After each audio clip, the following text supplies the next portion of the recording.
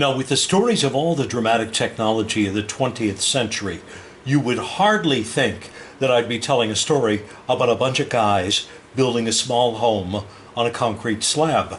But in fact, Levittown, New York, and the spirit of Bill Levitt was one of the most incredible technological achievements in America in that 20th century. Bill Levitt was a CB, construction battalion engineer in World War II. And he saw how the Navy and how the military in general was so systematic about building things. And what you must know, in America, most of the housing stock had been built around the turn of the century, because by the time we got to 1929 and the Depression, there clearly was no opportunity for people to build individual private homes unless you were very, very wealthy. And that continued throughout the 30s, and then we went directly into World War II. So this demand for new families and for new homes really was held back by the lack of technology. So Bill Levitt bought a bunch of land on Long Island, New York, which had been used essentially as potato fields. Long Island was an agricultural area that served the city of Manhattan and New York City. So he started building homes. And you can see here 17,500 homes between 1947 and 1951. These were the first what we call tract homes, TRACT homes, where all the subdivisions were laid out carefully, and all the homes were essentially designed one after the other. Now, over the course of years, Levittown has become a National Historic Landmark. Very few of the homes still exist in the same way that they looked back in 1951 or 1950. Most have had additions put on them. But Levittown is still alive and well 60 years later. Levittown. Clearly one of the most horrible technological advances of the 20th century was the development of the atomic bomb. The bomb, of course, was used first on August 6, 1945. The Enola Gay, shown here with Colonel Tibbets, its pilot, delivered that to Hiroshima. And you see what's now called the Peace Dome and the terrible destruction it caused. And you also have a picture of the mushroom cloud, the characteristic mushroom cloud. 2 days later, we used it again at Nagasaki. And then it was a couple weeks later that the Japanese surrendered on September 2nd, 1945.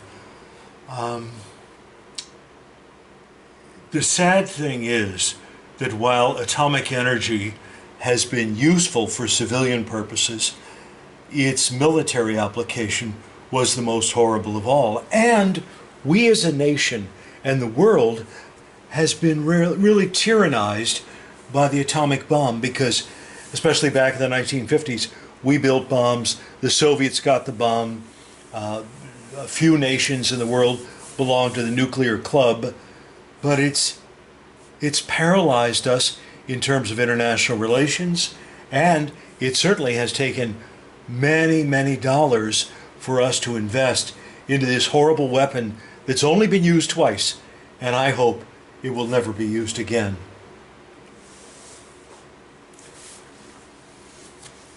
Now, there was some fun in technology in the 20th century, and clearly television was chief among those fun technologies.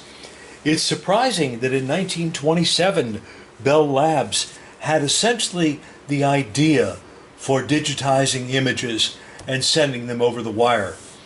Actually, the first president to appear on television was Herbert Hoover in this transmission between Washington and New York City. But once the Depression came, and once the World War came, clearly the technology of television just got set aside, especially for civilian purposes. But right after the war, 1945, 46, 47, television came into its own. It is incredible for you to look at some of the data about how quickly television began.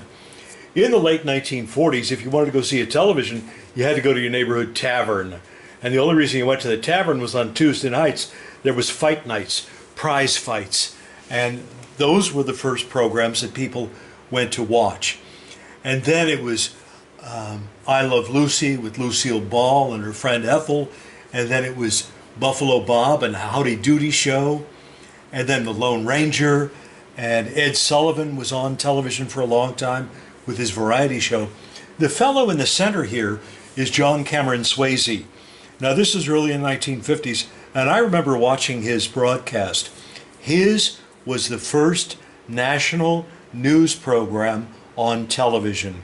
It lasted 15 minutes. It was called the Camel Cavalcade of News. And you see he has Camel cigarettes on either side of his name badge. John Cameron Swayze, incidentally, grew up in Atchison, Kansas, graduated from Atchison High School, and went on to make quite a career as a broadcaster and later as a television pitchman. Now, television had to provide us heroes, and none was greater than the Lone Ranger and his Indian sidekick, Tonto, played by an actual Native American, Jay Silverheels. Down in the lower left corner, you see the familiar faces of Mr. Spock and Captain Kirk from the late 1960s version of Star Trek. Television captured and expanded our imaginations. I remember when I was a little boy, it used to be the days of the week were Sunday, Monday, Tuesday, Wednesday, Thursday, Friday, Cowboy Day. Because on Saturday, my brother and I would get up and we'd watch television shows that were essentially cowboy shows. Lone Ranger, Hopalong Cassidy, Wild Bill Hickok, Annie Oakley. It was just one after the other. But gradually television got to expand its range a little bit. Television.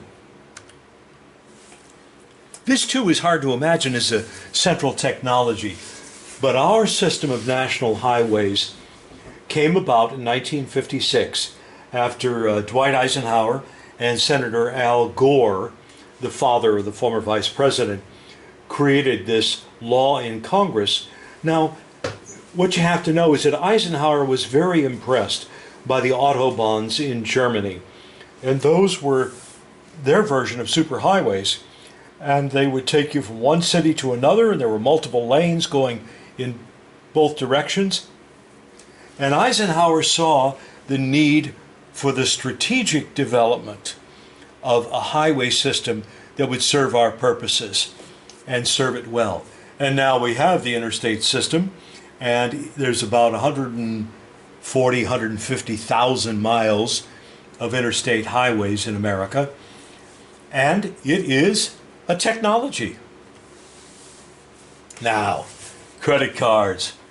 Talk about a technology that liberates and enslaves. Credit cards got started actually in New York City. What happened is there have been charge cards for a long time. You, in the beginning of the 20th century, could go into a store and say, I'd like to charge this to our account. And the teller, the cashier, would take your order, would mark it down, and would send a little credit notice or the debit notice to the accounting department. At the end of the month, the accounting department from Marshall Fields, from the grocery store, from whatever, would send you a bill. Now, there were some businessmen in New York City who thought, wouldn't it be convenient, instead of having all these charge accounts at all these restaurants where we go for dinner and lunch, if we had one card? So they created 200 little cardboard cards called the Diners Club. And that became the beginning of convenience. Now, credit cards really took off in the 1960s when computer technology could support them. I tell you, when I was a senior here in 1968 and 69, you would go to your post office box and you'd have a MasterCard, a Visa, just sent to you because the credit card companies wanted us to get in the habit of using the convenience of making our purchases on credit cards. Now, what you know by now is that credit cards are a device for banks and credit card companies to make a lot of money on whatever you buy. And if you look at the annual percentage rate of those credit cards, you're borrowing money at about 18 to 25%. It is an incredible technology to which we are now slaves. This, too, doesn't seem to be one of those great technologies of the 20th century, but it is. Willis Carrier was a fellow who was invited to work for a printing company. And the problem the printer had was there was so much humidity on summer days that the paper would not be fed into the printing press. So they asked Carrier to develop some kind of dehumidifier that would work in the factory. Well, in the process of dehumidifying the air, he also succeeded in cooling the air. So he created mechanical air conditioning. And as I suggest on the slide, without mechanical air conditioning, no one would be able to live in Arizona, Florida, Nevada, Texas, or any of these places in America or the world. So Willis Carrier, thank you for that technology. Business computers. Now, computers as machines for calculation have been around a long time. And you can see this Holoran card sorter. They used to have these 80-column cards, and those were the ones that were used to provide data and also programs to computers. Without computers, the New York Stock Exchange couldn't trade billions of shares every day, capital flows all around the world. You are quite aware of what convenience this technology offers, but you may not be aware where it came from. In 1978 and 79, not so very long ago, there were personal computers. Now, I can tell you, I was working in an office in 1975 in Chicago, and they had a big IBM 360 computer, except none of us could get on it. The computer was taken up by the computer programmers, by the systems analysts, by the membership department, and by the finance office. And that's what the computers were used for, because they could count and maintain lots and lots and lots of records. We didn't have word processing. We didn't have any kind of spreadsheet programs or applications you could run from your desktop. Until two guys, Dan Bricklin and his partner, were students at the Harvard Business School. And they had to do what is called pro forma budget. You see here on the slide a pro forma budget. It shows food, rent, heat, expenses across months. Now you know, because you know how Excel and these other programs work, that you change one value and all the values change accordingly. This was of Dan Bricklin's design. And once Dan Bricklin put this out, people suddenly saw this as I call it here, the killer app. Suddenly personal computers made sense. Suddenly there was a reason to have a personal computer. Suddenly there was something useful to do. Before that, you had to know how to program a computer, Fortran, MBasic, one of those, to be able to give computer instructions. This came off the shelf. Now the interesting thing about this is that in those days, you could not patent software, and it was unclear as to whether you could copyright it to protect your intellectual property. So Dan Bricklin said, well, it cost us a lot of money to investigate this, so I'm just going to put it out there. And if other people want to adapt it and change it, that's fine. He was certainly at the leading frontier of creating these spreadsheet programs, and others quickly adopted it. VisiCalc, the killer app. Go to Dan Bricklin's website and read some more about him. This was the first computer I had over in the right-hand corner, the right-hand side, the Osborne personal computer. I asked my boss if I could buy one in 1982. It cost $1,750 in those times. And it came with software and a huge manual, like a 500-page manual. And that is where I learned how to do computers. I took it home. It weighed 26 pounds. I taught myself WordStar, which is a word processing package, SuperCalc, which is the spreadsheet program they had. And the way I learned was by making every single mistake I could possibly make and look at the manual. And of course, now these programs are so more intuitive than that. But Apple and the other computers existed before that, but they were just toys. Now, Apple caught on, obviously. Osborne came and went. Here's actually a photo of me in my basement in Chicago, working on my little Osborne computer. This is probably 1983. And there you are, another happy computer user with dark hair. Now, the internet, where did it come from?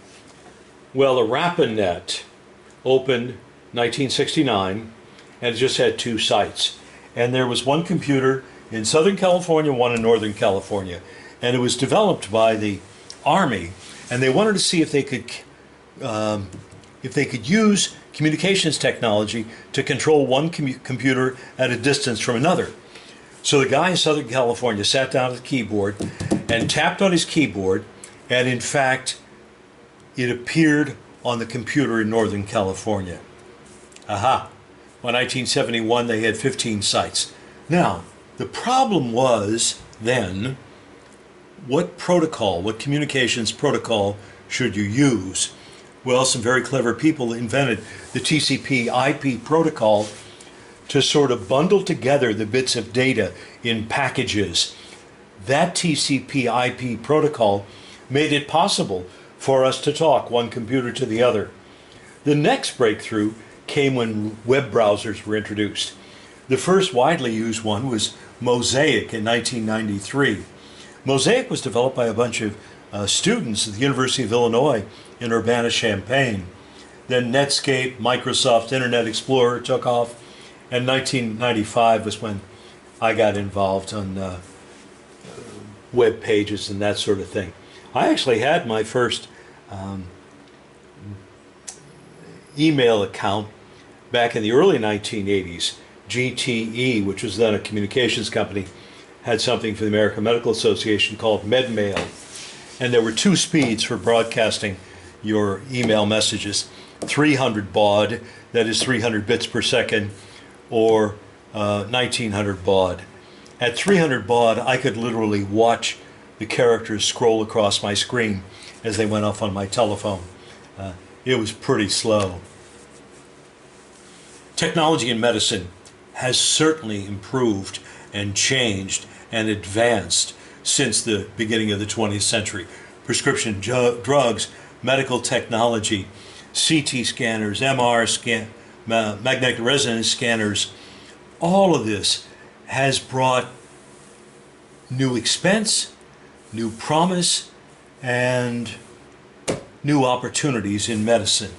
The technology of medicine, who knows? Now they have robotic surgery now.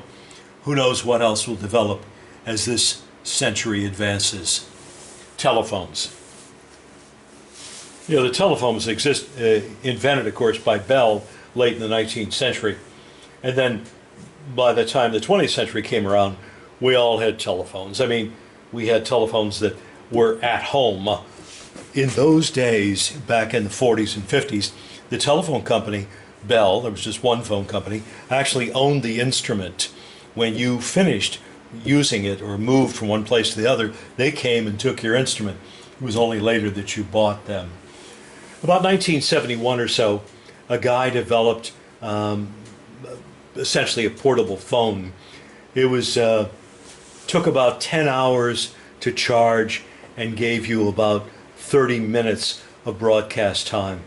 The problem was when people started using these in places like New York, there were so few broadcast frequencies that you'd get all jammed up and you'd waste your 30 minutes trying to get a line.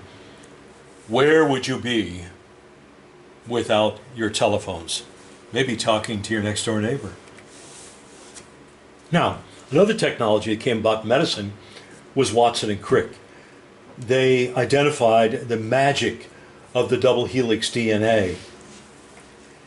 And now we understand some of the foundational systems on which, natural systems, on which human life itself is organized. And of course, with new computers, we're able to chart DNA, we're able to do all kinds of things that were unimaginable even in the middle of the 20th century. I think that the next great advances are going to be in biochemistry and neurochemistry.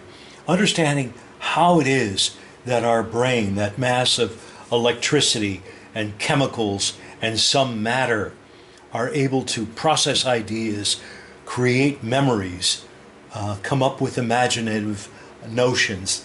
This is probably the next frontier. So there it is, technology that liberated and enslaved. What will you do in the 21st century with the technology that you have? It's up to you.